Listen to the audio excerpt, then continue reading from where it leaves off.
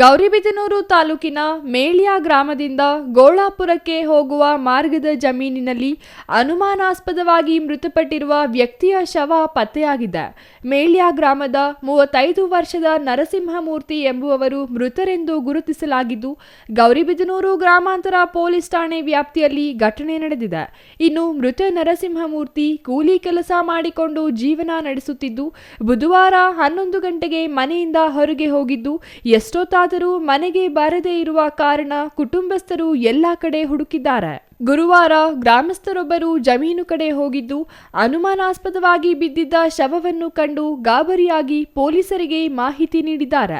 ಸ್ಥಳಕ್ಕೆ ಗ್ರಾಮಾಂತರ ಠಾಣೆ ಪೊಲೀಸರು ಭೇಟಿ ನೀಡಿ ಪರಿಶೀಲನೆ ನಡೆಸಿದಾಗ ಮೃತ ವ್ಯಕ್ತಿ ಮೇಳ್ಯ ಗ್ರಾಮದ ನರಸಿಂಹಮೂರ್ತಿ ಎಂದು ತಿಳಿದು ಬಂದಿದೆ. ಈ ಸಾವಿನ ಸುತ್ತ ಹಲವು ಅನುಮಾನಗಳು ಹುಟ್ಟಿದ್ದು, ಸ್ಥಳಕ್ಕೆ ಬೆರಳಚ್ಚು ತಜ್ಞರು ಭೇಟಿ ನೀಡಿ ಪರಿಶೀಲನೆ ನಡೆಸಿದ್ದಾರೆ.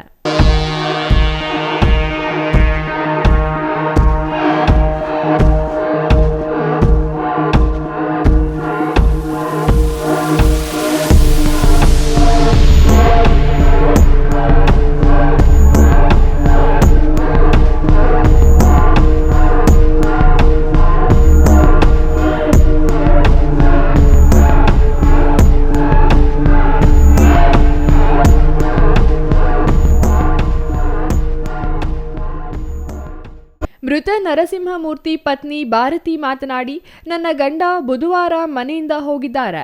ರಾತ್ರಿ ಮನೆಗೆ ಬಂದಿಲ್ಲ. ಎಲ್ಲ ಕಡೆ ಹುಡುಕಿದ್ದೇವೆ. ಮನೆಯಲ್ಲಿ ನಾನು ನಮ್ಮ ಅತ್ತೆ ಮಾತ್ರ ಇರುತ್ತೇವೆ. ಕೂಲಿ ಕೆಲಸಕ್ಕೆ ನನ್ನ ಗಂಡ ಹೋಗುತ್ತಿದ್ದ. ಯಾವುದೇ ಜಗಳ ಗಲಾಟೆಗಳು ನಡೆದಿಲ್ಲ. ಆಗಾಗ ಫಿಟ್ಸ್ ಬರುತ್ತಿತ್ತು ಎಂದರು.